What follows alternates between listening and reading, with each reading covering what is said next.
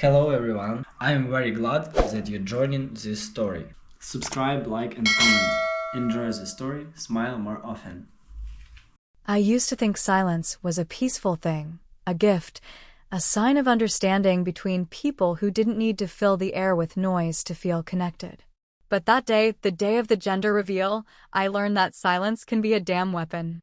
It cuts deep, not because of what's said, but because of what's left unsaid. The space where respect should have been, where love used to live. The backyard was decked out like something off Pinterest, all blue and pink streamers swaying in the breeze, little chalkboard signs that read he or she and what will baby be? My buddy Brad was manning the grill like he was hosting a Super Bowl tailgate, flipping burgers and sipping cheap beer out of a red Solo cup. There were cousins and coworkers, neighbors we barely talked to, and more than one distant aunt with a phone pointed at every damn second like we were doing something historic. And there, right in the middle of it all, stood Molly, my wife, radiant in a tight white sundress that made her bump look perfect, glowing the way women glow when they know they're the center of attention. And to be fair, she was. She had always been. Ever since we got married, somehow the spotlight seemed to follow her into every room, while I just quietly faded into the wallpaper. I didn't mind it at first. Hell, I even loved it. Watching her work a room, flash that practice smile, make people feel like she genuinely cared what they had for breakfast last Thursday, it was a kind of art. But somewhere along the way, that charm turned sharp. Directed inward. Toward me. They gathered us under the big oak tree, the same one we got married under 5 years ago, the same one I strung lights through on our first anniversary, and someone handed us the oversized black balloon with boy or girl scrawled across it in gold. It was silly. The whole thing felt like a show, and not the good kind. More like a scene in a sitcom where everyone's pretending not to be miserable. We counted down together. 3, 2, 1. I popped the balloon with a pin, and pink powder exploded into the air like a cloud of cotton candy laced with irony. Cheers, laughter, a few claps. Someone let off a party popper too early and startled the dog. Brad hooped and slapped me on the back like we'd just won the lottery. But just as I turned to hug Molly, I heard her mother, Linda, loud enough for the entire crowd to catch it. Hopefully it's not a girl, we don't need another one like her. There was a split second of silence, like God hit the mute button, and then people awkwardly chuckled like maybe it was a joke, maybe she didn't mean it, maybe they misheard. But I didn't mishear. And Molly, my loving, glowing life partner Molly, she smirked. Not laughed. Not cringed. Not even rolled her eyes like, oh, Mom. She smirked. Like she knew it was coming. Like she agreed. And that right there was when something cracked inside me. Not a blowout. Not a scream or a punch or a thrown plate. Just a snap. Like an old rope finally giving out under the weight it was never meant to carry. I wrapped my arms around her, gave her the kind of hug you give a stranger you don't want to talk to again, and whispered into her hair, "Congratulations." Then I turned and walked. No one stopped me. Not one person. I passed the table with the pink and blue cupcakes. I passed Molly's cousin who was live streaming the whole damn thing for Facebook. I passed the dog, who seemed to be the only one sensing something was off. I opened the gate and walked straight out of my own backyard, down the sidewalk and into the silence I had once thought was peace. I didn't look back. I didn't need to, because I already knew no one would follow. Not my wife. Not my mother-in-law. Not even Brad. And that silence? It wasn't peace anymore. It was something colder. It was something permanent. It's funny how most people imagine a marriage breaking apart like a plate crashing to the floor. Loud, sudden, sharp edges everywhere. But the truth is, at least in my case, it felt more like a slow leak in a tire you didn't even realize was flat until you're halfway to work and skidding across 3 lanes wondering how the hell it got this bad. That's the kind of unraveling I lived through, and by the time the gender reveal balloon popped and Linda opened her venomous mouth, I was already emotionally halfway out the door. I didn't go home that night. I drove without a destination, letting the back roads wind around me like vines, trying to untangle all the moments I'd ignored, the red flags I'd painted white just to keep the illusion alive. I stopped at a gas station off Route 49, one of those sad places with the flickering lights and bathrooms that should have been condemned years ago. Bought a cheap bottle of Cabernet in a plastic bottle that looked like it had been sitting on the shelf since the Bush administration, and checked into a roadside motel with stained carpet and the scent of desperation baked into the walls. I sat there in the dark, the TV muted, the wine tasting like vinegar with a kick, and started flipping through old photos on my phone. Molly and I on our honeymoon in Charleston, smiling with wine glasses raised, back when her eyes still softened when she looked at me. Her laugh used to be real. I swear it did. It used to fill a room, not echo off the walls like a rehearsed punchline. And me, Jesus, I looked happy back then. Or maybe I just looked like a man who didn't know what was coming. We'd been married for 10 years, since 2020, which made it 13 years somehow. Yeah, math never was my strong suit, but hell, who's counting when the days blur together like that? You'd think after all that time, I'd have seen it coming, the slow shift from being partners to being background noise in my own life. At first, it was little things. Her changing the restaurant reservations I'd made without telling me, saying, "Oh, babe, I thought you meant Friday." Or choosing the color of the new couch without me, even though we'd agreed we'd pick it together. Then it was our vacations. Our last 3 trips were to places she chose, friends she wanted to visit, activities she liked. I tagged along, the quiet husband with a polite smile, carrying her bags and laughing at her jokes while she told stories about me like I was a sitcom character. At dinner parties, I became Jason, the guy who can't grill a steak to save his life, or Jason, the man who thinks fixing a garbage disposal means yelling at it. The jokes were never funny, but they always got a laugh. And the worst part was, I smiled through it. Every damn time. I started keeping track of the days I actually felt like her husband and not her accessory. It got depressing fast. She stopped asking about my job, stopped remembering when I had meetings or deadlines, but she sure as hell remembered when I forgot her mom's birthday or when I didn't notice she'd gotten her hair done. I stopped being a person to her and became a checklist of failures, never spoken aloud, just silently recorded. Brad told me once, over a whiskey and a football game, that sometimes women don't leave you, they just stop needing you.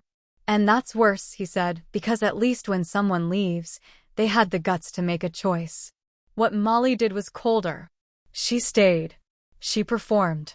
She smiled for the pictures, hosted the parties, posted the Instagram captions about my rock and our journey while eroding me from the inside out. That motel wine hit harder than I expected, or maybe it was just finally sitting alone with all the shit I'd buried. I turned my phone on around 2 in the morning, half expecting to see frantic texts, missed calls, something resembling concern. What I found was a single voicemail from Molly, timestamped right after the party, still in that same calm tone she used when canceling dinner reservations or scheduling a dentist appointment. "Hey, so, I guess you're doing your dramatic exit thing." Again. "Look, I know my mom can be a little harsh, but she was joking. You're seriously gonna ghost your pregnant wife because of that? Grow up, Jason. Come home. Or don't. I don't care." There was a pause, a long one, and I could hear her breathing, like she wasn't sure if she wanted to say the next thing. Then she added, "You know, it's funny. I used to think you were different from my dad. But maybe I was wrong." Click. I stared at the cracked motel ceiling, that last line echoing like a bullet that didn't hit flesh, but still left damage. Her dad. The guy who skipped town when she was 5, whom Molly claimed to loathe more than anyone. That's who she was comparing me to now. She thought that was an insult. But the more I thought about it, lying there in that motel bed that smelled like bleach and broken dreams, the more I realized something she didn't. Her dad left once. Maybe he knew something I didn't. And maybe now. I finally did too. The morning after I heard Molly's voicemail, I woke up in that stiff motel bed with the kind of headache that makes you wonder if someone replaced your brain with a cement mixer. The wine bottle lay empty on the nightstand, next to my phone, which was still lit up with her name on the screen. Missed call. Missed call. Missed call. Voicemail. Then, nothing. No apology, no explanation, not even a damn you okay? Just silence, like I was the one who owed her something, like her world had kept spinning without the slightest hitch just because I stepped off the ride for a night. I stared at the ceiling for a long time, feeling this ugly cocktail of anger and grief sitting low in my chest like wet cement. I should have been thinking about the baby, about the future, about fixing things, or at least pretending to. But instead, I felt something inside me click into place. Not break, not shatter, just lock. Like a door closing quietly but permanently. I drove home around noon, not because I missed her, but because I wanted to see something with my own eyes. I needed proof that the version of Molly I thought I loved wasn't real anymore, or maybe never had been. The house was quiet when I stepped inside, the way it always was during the day. She worked from home now, some marketing job that somehow paid better than anything I'd ever scraped together, but she wasn't in the office. The door was open, and her laptop was still on, screen dark from sleep mode. And that's when I saw it. A slip of paper, crumpled and half-shoved behind the printer. It wasn't the kind of thing you'd notice unless you were looking for something, anything, that didn't belong. I pulled it out and smoothed it flat, and my stomach dropped so fast I thought I'd puke right there on the hardwood floor.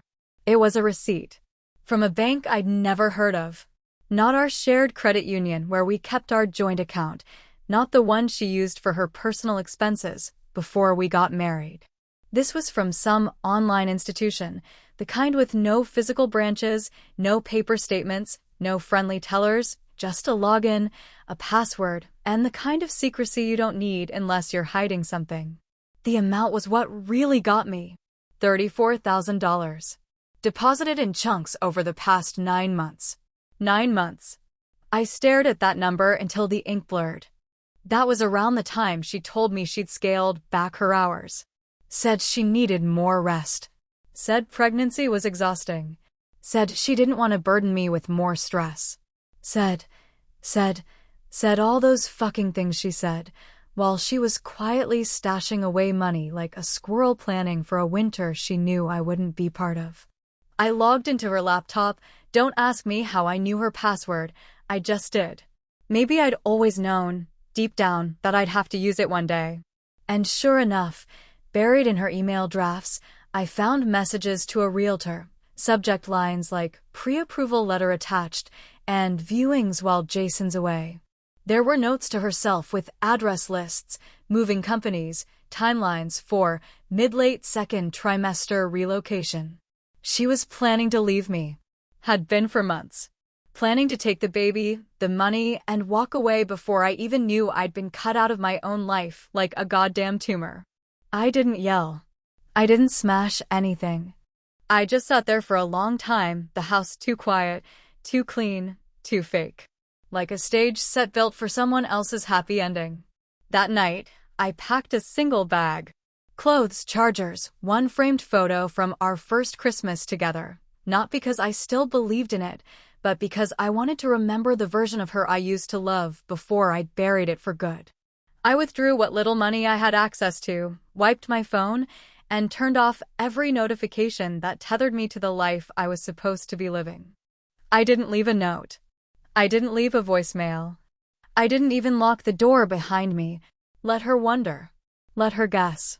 Let her explain to her mother, her friends, the goddamn world, why her husband disappeared 2 days after they found out they were having a daughter. I walked out into the night, my breath clouding in the air, and didn't stop walking until my legs ached. I had nowhere to go. No destination. No plan. Just the quiet, buzzing truth in my ears that I was finally free of the one-sided contract I'd signed in vows I meant, and she didn't. By the time the sun rose the next morning, I had ditched my phone, bought a burner, and paid cash for a bus ticket in the opposite direction of everything I used to know. They say it's cowardly to run. But sometimes, Running isn't escape. It's survival. And I was finally ready to survive. The burner phone was a piece of crap, some off-brand thing I picked up at a gas station for less than the cost of a decent meal, but it did the one job I needed it to. It let me stay invisible. I gave the number to no one, not even Brad, not even Rachel. I didn't want to be found. Not yet. Maybe not ever. The strange part was how easy it was to vanish. No one chased. No one searched. No police reports, no dramatic Facebook posts, no sobbing phone calls. Just silence. Until, suddenly, there wasn't. On the third night after I left, sometime past midnight, I woke up in the tiny cabin I was renting, a dusty shack outside some forgotten town where no one asked questions, and saw that old familiar name lighting up my screen. Molly. Again. And again. Then again. 31 messages in total, stacked like dominoes, one after the other, from the woman who told me she didn't care if I came home. I didn't open them at first. Just stared at the number. 31. Like one for every betrayal, one for every fake laugh, one for every little piece of myself I let die to keep our marriage breathing. I didn't listen to them all at once.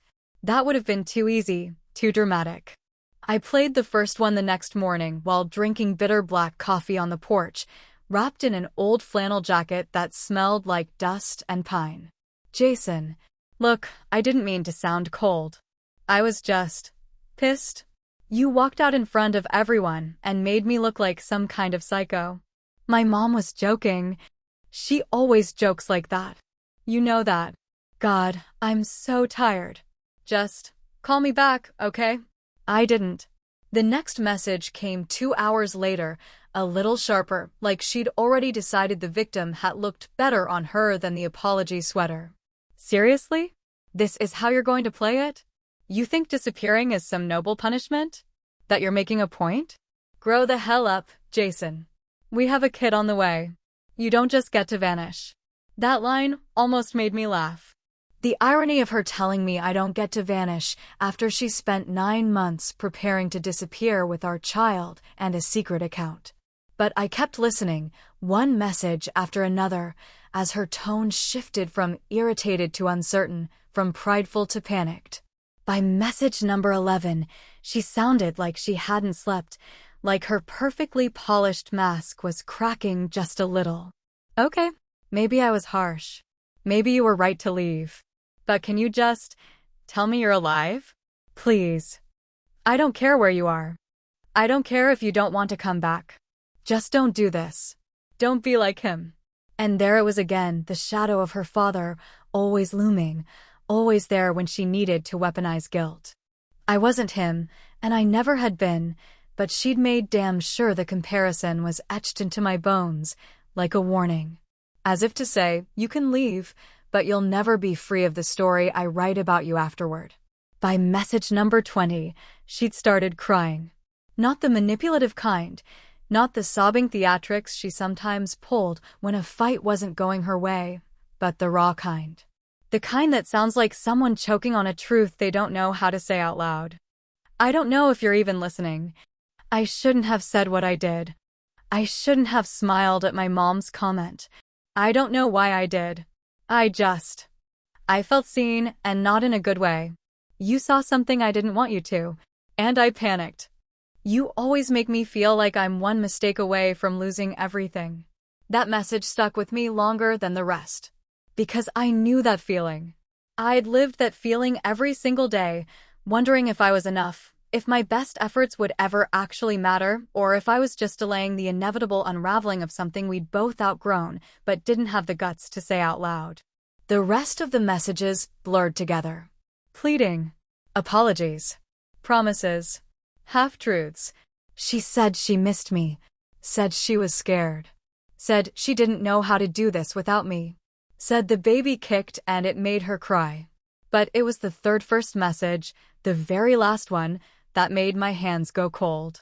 She was quiet at first, almost whispering. I had a doctor's appointment today. Everything's fine. She's healthy. Strong heartbeat.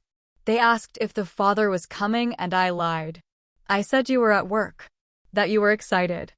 I couldn't tell them I didn't know where you were. And then, I started wondering if you knew. There was a pause. Heavy. Loaded. If you knew. If you ever wondered. About the timing. About that night I said I was too drunk to remember. I told you it was nothing, but sometimes I think about that look you gave me. The one you never asked questions with, but still held answers. I don't know, Jason. I don't know anything anymore. Click.